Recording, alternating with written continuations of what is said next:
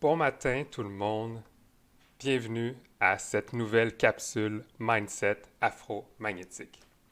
Aujourd'hui, je veux commencer avec une vérité que j'espère va pouvoir être pour toi libératrice. Donc, elle va comme cela. Si tu passes ta vie à prouver que toi tu mérites, c'est que quelqu'un un jour t'a fait croire que tu ne valais pas assez. Et ce quelqu'un, ben, c'était peut-être même pas toi. Ce doute qui revient souvent chez plusieurs d'entre nous, cette pression de devoir être parfait, cette voix, des fois à l'intérieur de notre tête, qui nous dit fais plus, sois meilleur, ne déçois pas. Ce ne sont pas nécessairement tes pensées à toi, même si tu les entends dans ta tête. Ce sont, dans le fond, des genres de programmes que toi, tu as hérités, des traces qui ont été laissées par on peut dire les micro-agressions qu'on doit souvent avaler en tant que personne afrodescendante, les regards qui ont pesé sur nous, les messages qu'on nous a répétés dans l'enfance, les attentes souvent impossibles qu'on nous a imposées, les traumas raciaux qui ont marqué notre façon de marcher à nous dans le monde.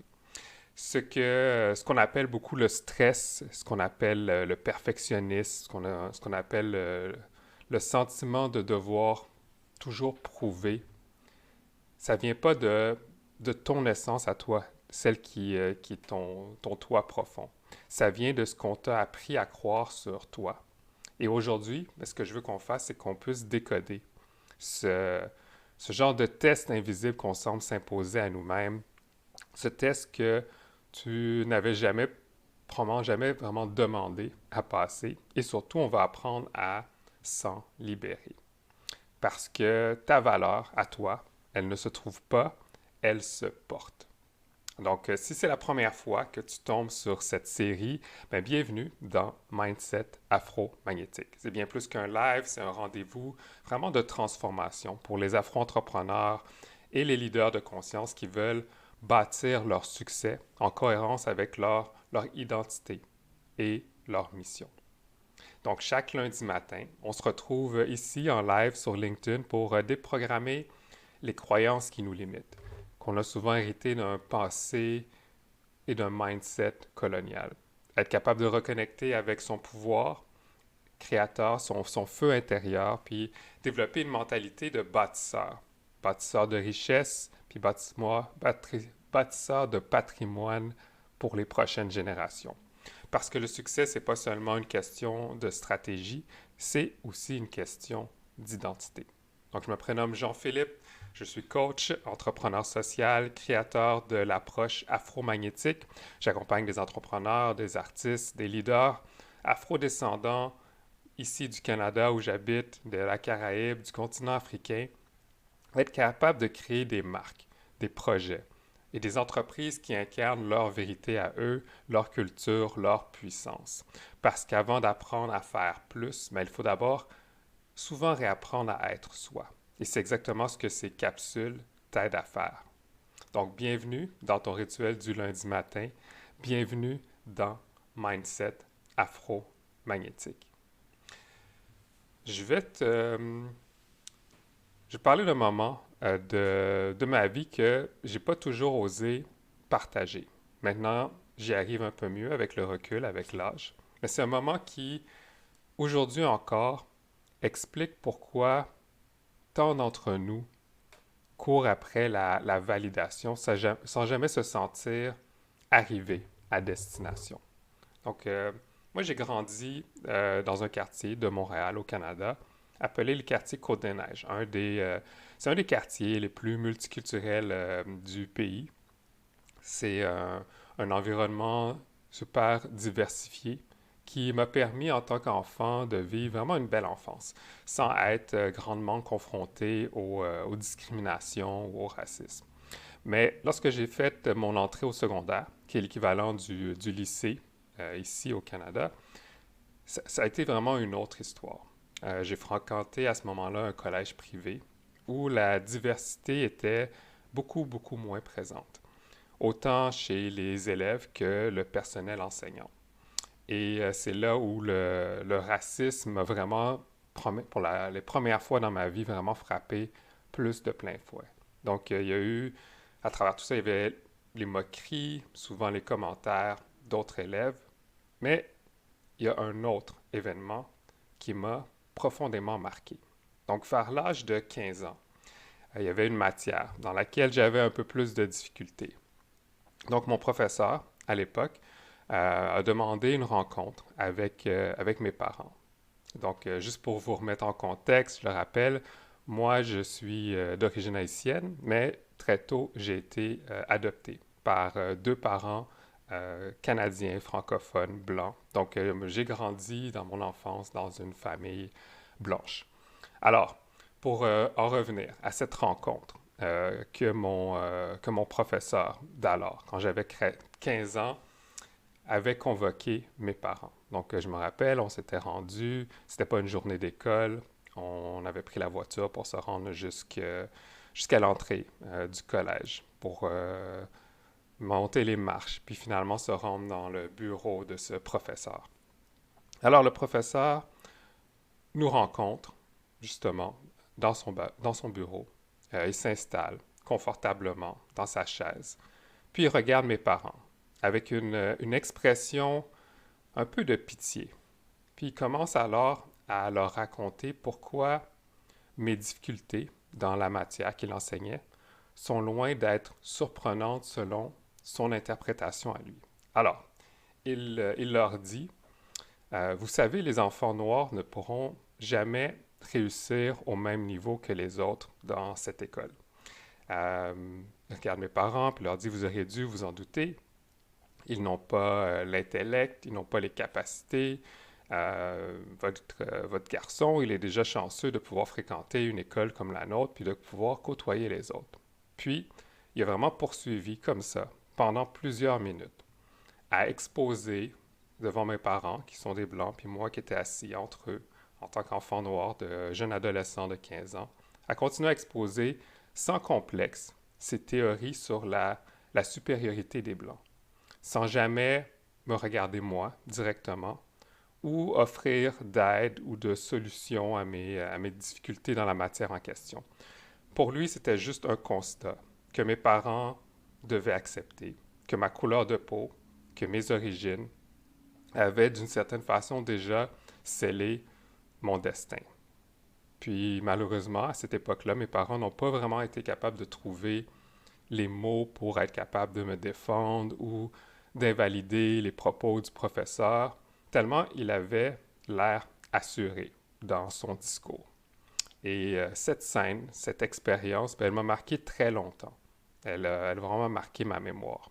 Puis plus tard, dans ma jeunesse, quand j'ai dû faire face à d'autres difficultés, d'autres discriminations, que ce soit avec des policiers, lors de rencontres avec un conseiller en orientation, lors de certaines entrevues d'embauche que j'ai eues.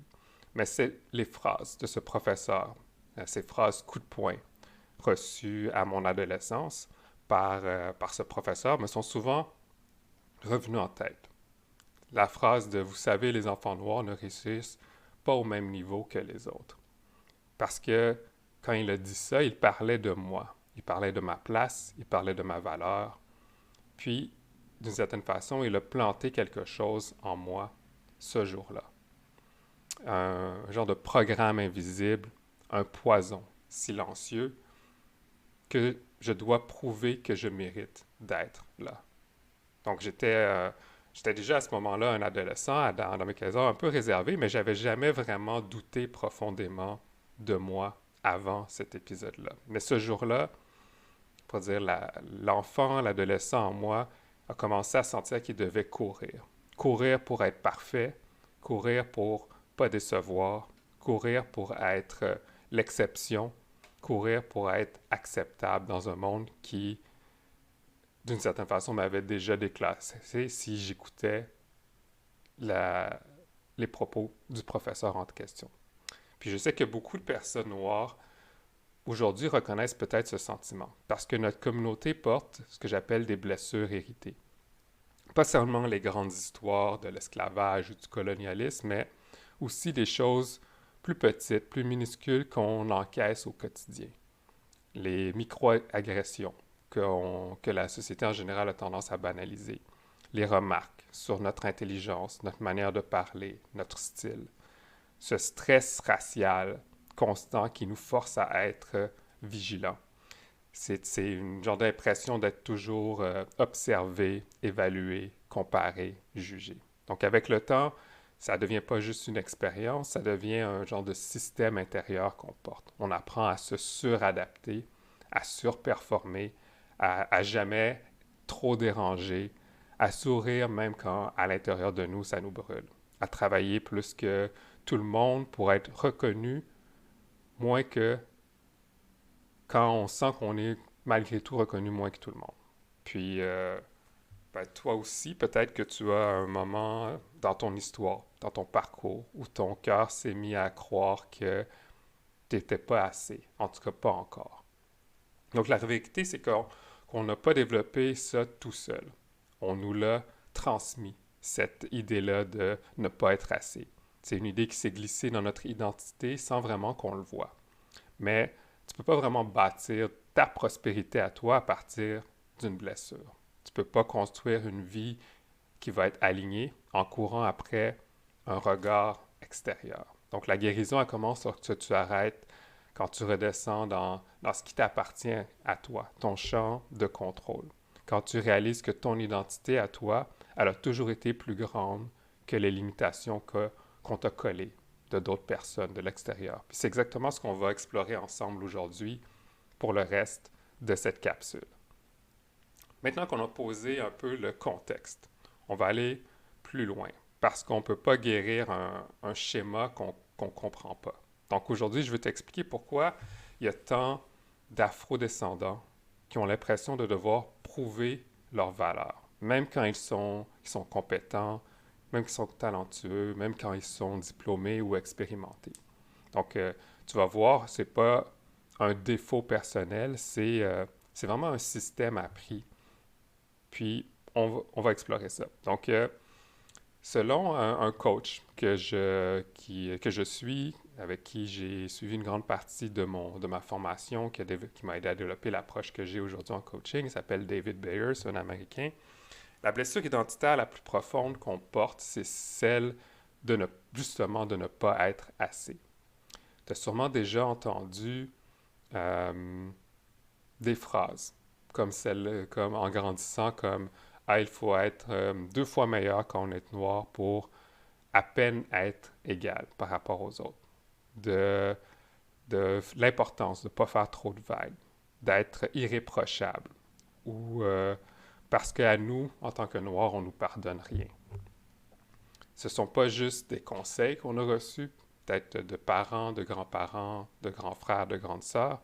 Ce sont aussi des règles de survie que nos parents, justement, nos grands-parents ont dû apprendre pour nous protéger dans un monde, si on ne fait pas l'autruche, puis on regarde vraiment comme il est, dans un monde qui ne les traitait pas avec justice. C'est pas une émotion, c'est une identité par défaut. Une identité invisible qui a tendance à colorer tout ce que toi tu fais. Elle se manifeste comme avoir l'impression ou dans une réalité où tu travailles 40 heures, mais tu culpabilises encore.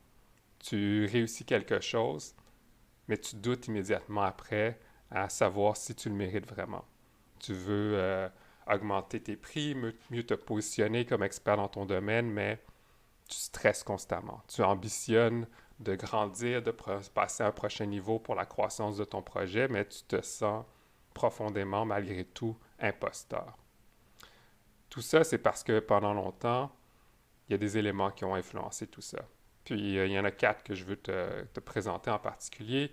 Le premier, c'est vraiment les éléments d'un certain racisme systémique qui existe en particulier autant dans nos nations afrodescendantes que dans les nations de l'Occident, qui a mis la barre plus haute pour nous en tant que personnes noires. Donc, qui fait en sorte qu'on a l'impression de devoir travailler plus que les autres juste pour être considéré. Il y a aussi au quotidien, ce qu'on appelle les microagressions, des attaques sur la confiance qu'on peut avoir envers nous-mêmes, des commentaires tels que Ah, tu t'exprimes bien, toi, pour une personne noire, comme si ça devait être surprenant, ou que tu es impressionnant pour quelqu'un comme toi, ou tu es donc bien beau ou belle pour une noire, ou arrête d'exagérer, tu vois le racisme partout.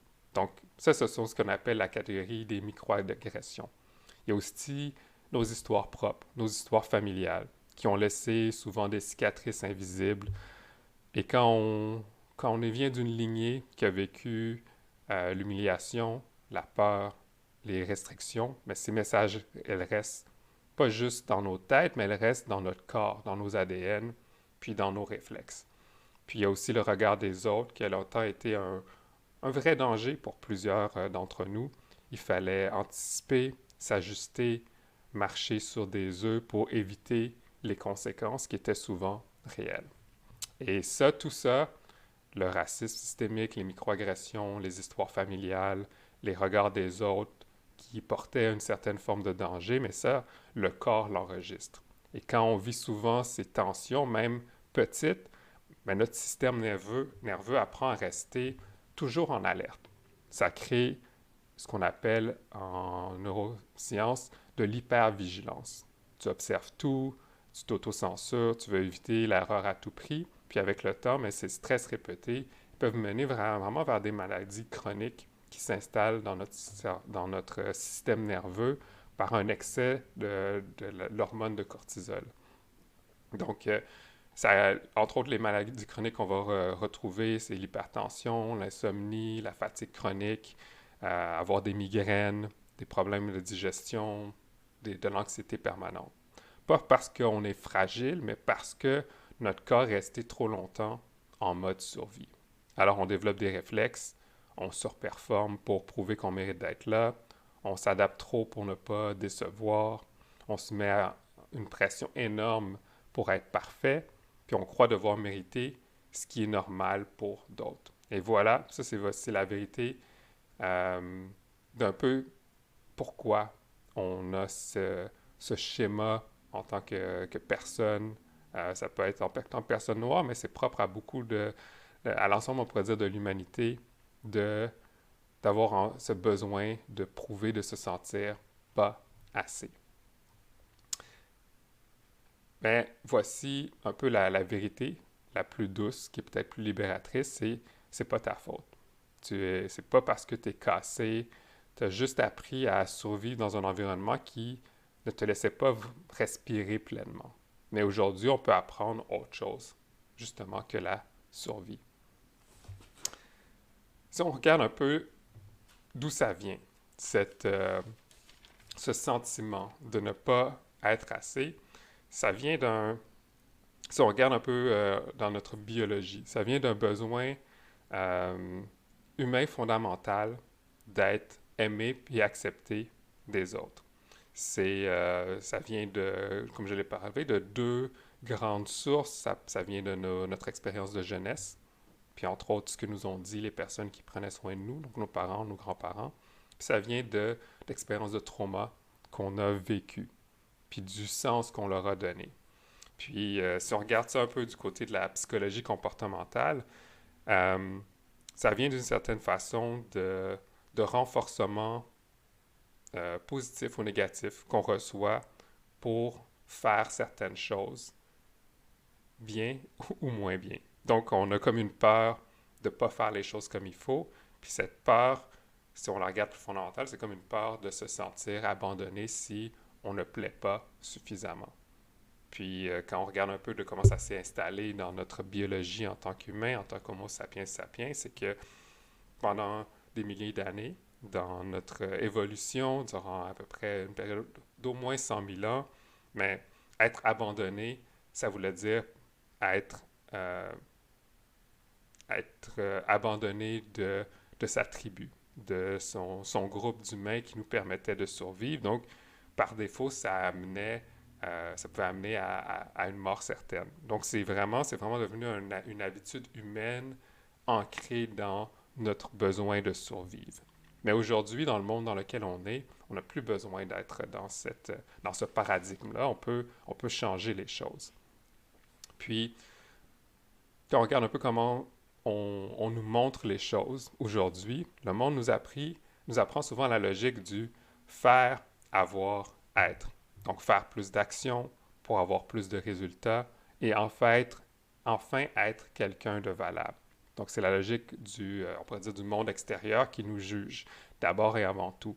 C'est la logique de faire toujours plus, puis c'est une logique qui vient avec beaucoup de stress, beaucoup de comparaison, puis beaucoup de fatigue en finale. Mais la vérité, c'est que personne nous dit vraiment, c'est que la valeur, elle vient pas, notre valeur à nous, là, comme personne, elle vient pas de l'effort, elle vient tout simplement du fait d'être.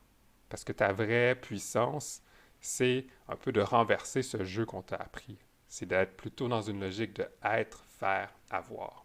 Être aligné avec ton identité, faire les actions qui sont inspirées, qui découlent de qui tu es, puis avoir à ce moment-là les résultats en cohérence avec ton énergie à toi, ta mission. Et c'est ici que mes grands principes, mes piliers de mon approche de coaching rentrent en jeu. Il y a d'abord l'aspect de l'Ikanga qui entre en scène. L'Ikanga, c'est, dans la tradition Igbo, c'est ton âme identitaire. C'est comme le vrai toi, au fond de toi, qui tu es toi vraiment, sans te soucier de ce que ton corps laisse paraître ou de ce que tu fais.